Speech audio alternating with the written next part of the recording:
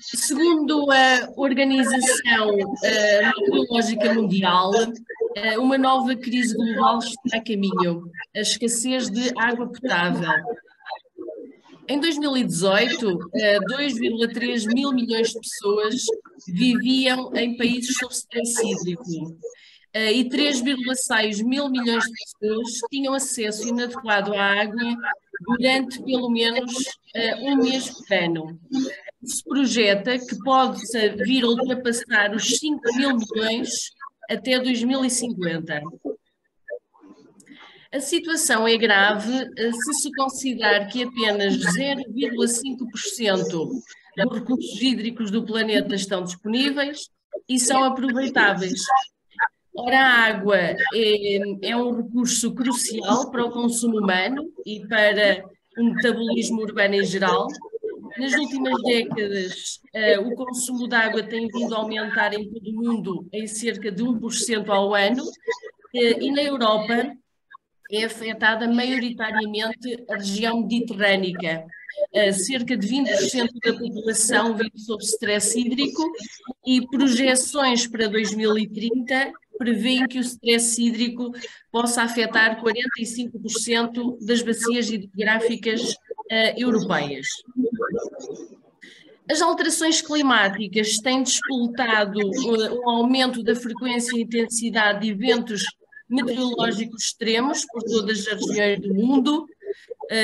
São exemplo disso as ondas de calor, secas, precipitação elevada em curtos intervalos de tempo, temporais, extratropicais e ciclones tropicais, com ventos excepcionalmente intensos e que desencadeiam vários tipos de desastres, como sejam a destruição de habitações e infraestruturas, inundações, enxurradas e também o deslizamento de terras. Também as áreas urbanas e os sistemas de drenagem têm vindo a ser significativamente alterados pelo aumento de superfícies impermeáveis, telhados de edifícios e o desaparecimento de espaços verdes que simultaneamente reduzem a resiliência urbana e a capacidade de auto-inundação. A gestão de águas pluviais é normalmente realizada de forma linear e tem como objetivo descarregá-las rapidamente para evitar inundações. Contudo, quando as chuvas excedem a capacidade dos sistemas de drenagem, acabam por ocorrer inundações generalizadas nos espaços urbanos. Por outro lado, quando o tempo é seco, é necessário regar os espaços verdes existentes para manter a função amenizadora da temperatura que a vegetação tem nas cidades e a água é usada novamente de forma linear. A impossibilidade de uma gestão circular da água nas áreas urbanas faz com que estes espaços sejam particularmente vulneráveis a secas e inundações extremas. Portanto, urge assim aumentar a resiliência das cidades, promovendo medidas que as tornem water-wise cities. A implementação de infraestruturas verdes como complemento às infraestruturas cinzentas é crucial para atingir este objetivo. Portanto, estas infraestruturas verdes incluem soluções baseadas na natureza que asseguram vários serviços ambientais e socioeconómicos. As coberturas verdes são um exemplo destas soluções baseadas na natureza que podem ser utilizadas em conjunto com outras ferramentas que visem a promoção da economia circular da água nos espaços urbanos. As coberturas verdes são soluções eficientes para atenuar as inundações, uma vez que atrasam o pico de fluxo das águas pluviais, libertando a água de forma gradual, ou seja, elas têm um efeito de esponja, e evitando a sobrecarga do sistema de drenagem de águas pluviais. Uma parte dessas águas infiltra-se e fica retida nos substratos, libertando-se durante os períodos secos por evapotranspiração. Diversos estudos experimentais mostram em várias regiões do mundo e com climas diferentes o desempenho hidrológico de coberturas verdes em termos de controlo do escoamento de águas pluviais. Para além de serem importantes ferramentas para a gestão circular da água, estas estruturas também oferecem potenciais benefícios em termos de valor estético, conservação da biodiversidade, redução da poluição sonora e atmosférica, redução do efeito de ilha de calor, promovendo a eficiência energética e a redução de CO2 e outras emissões de gases de efeito de estufa. Aqui em Bragança nós já temos esta solução baseada na natureza no município, no edifício do município de Bragança, onde também já se faz o aproveitamento de águas pluviais.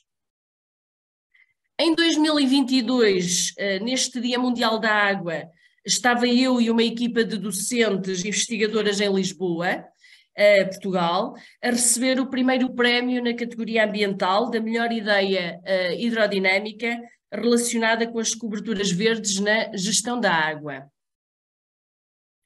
Contudo, e face também às recorrentes secas e escassez de água em Portugal, são necessárias medidas conducentes a um uso eficiente da água no setor urbano, já apontadas pelo Programa Nacional para o Uso Eficiente da Água, o PNUEA, que teve implementação 2012-2020, e a eficiência hídrica no ciclo predial pode ser resumida pelo princípio dos 5 R's, ou seja, reduzir os consumos, reduzir as perdas e os desperdícios, reutilizar e reciclar a água e também recorrer a origens alternativas, nomeadamente o aproveitamento da água da chuva. Em Portugal, a Associação Nacional para a Qualidade nas Instalações Prediais, a ANQUIP, estabeleceu um sistema voluntário de certificação e rotulagem de eficiência hídrica, tendo elaborado especificações técnicas para o seu desenvolvimento. Portanto, e tem uma série de rótulos com as classes, nomeadamente a classe A, A+, mais favoráveis à eficiência hídrica, portanto, e uma série de especificações técnicas para desenvolvimento, que estão em desenvolvimento. Indo de encontro aos objetivos do desenvolvimento sustentável e de uma economia linear para uma economia circular, é premente poupar água. A Agenda 2030, no seu objetivo Desenvolvimento Sustentável 11, Cidades e Comunidades Sustentáveis, prevê políticas de uso eficiente dos recursos naturais e de consumos moderados para não ultrapassar a biocapacidade das cidades.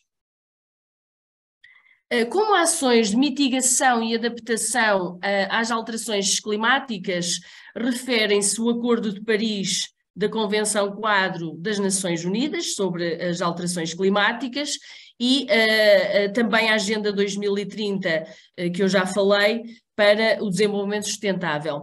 Em Portugal, para mitigação às alterações climáticas, destaca-se o roteiro para a neutralidade carbónica 2050 e também um outro em vigor, que é o Plano Nacional de Energia e Clima 2030, com meta para 2030 de reduzir entre 45% a 55% as emissões de gases de efeito de estufa. No entanto, para a adaptação às alterações climáticas, destacam-se a Estratégia Nacional de Adaptação às Alterações Climáticas e também o Programa de Ação para essa adaptação.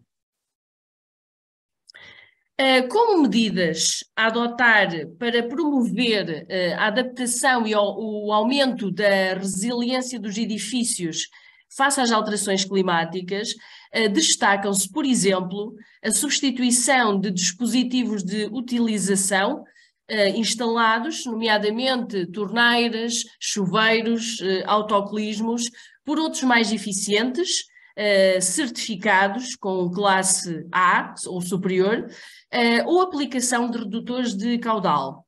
Também instalação de sistemas de aproveitamento de águas pluviais para fins não potáveis com grande desenvolvimento em diversos países, não só por razões de uso racional da água, como também para contribuir para a redução dos picos de cheia em períodos de precipitação. Portanto, funcionam como reservatórios. Também a instalação de sistemas perdiais de reutilização e reciclagem de águas cinzentas, também para fins não potáveis. Passando ao caso de estudo, Bragança é a principal cidade do Nordeste de Portugal, tem cerca de 24.078 habitantes, a cidade. O clima é continental com influências mediterrânicas, a precipitação média anual é de cerca de 700 milímetros, ocorrendo principalmente no outono e inverno, mas num padrão muito irregular.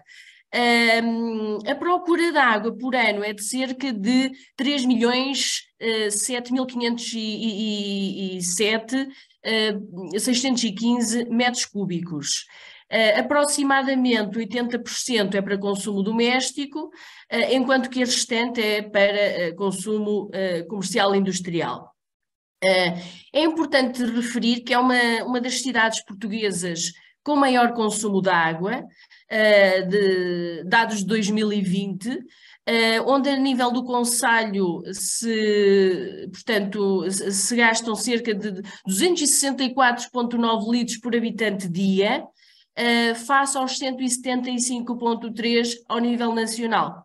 Portanto, estas questões destes consumos elevados também podem estar relacionadas muito com a questão da rega que existe aqui na região de Trás-os-Montes.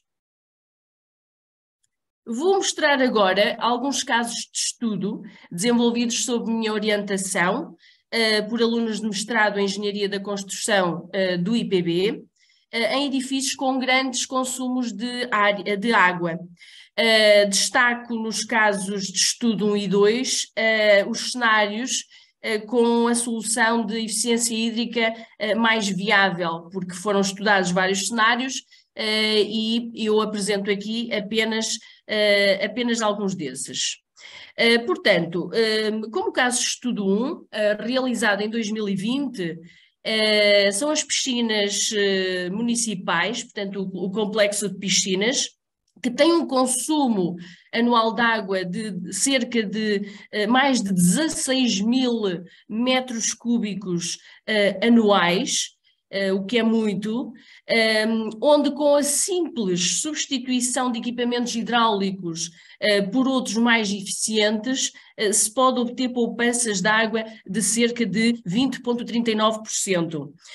Imaginem que com um investimento inicial de cerca de 3.000 euros, o tempo de retorno do investimento seria de meses, ou seja, 0,17 anos. Este estudo foi ainda complementado, porque como se gasta muita água na lavagem dos filtros das piscinas, portanto, essa água ela foi analisada, a água de lavagem dos filtros, foi analisada aqui no laboratório de Química do IPB, e ela poderia servir para a rega de um estádio de futebol, também aqui em Bragança. Portanto, dado o elevado gasto na lavagem dos filtros, que é obrigatória. De referir que este estudo deu origem a um artigo científico indexado nas bases de dados Scopus e Web of Science, e foi publicado em 2021. Portanto, este foi um estudo realizado por uma aluna do Brasil, porque nós também temos muitos alunos do Brasil. Como caso de estudo 2, portanto, tenho os 2 centros escolares de Bragança, foi um estudo realizado em 2019, mostra-se aqui as poupanças obtidas também com substituição de equipamentos hidráulicos por outros mais eficientes, aliada, neste caso, ao aproveitamento de águas pluviais nas descargas de autocolismos de bacias de retrete, ou seja, sempre para fins não potáveis. E as poupanças, portanto, são edifícios que têm grandes consumos, por exemplo, só o centro escolar da Sé são mais de 5.000 metros cúbicos anuais com rega. E se nós alterarmos alguns comportamentos de rega, portanto, baixa drasticamente. Portanto, temos poupanças acima de 50% só com estas medidas mais simples de mudança de dispositivos.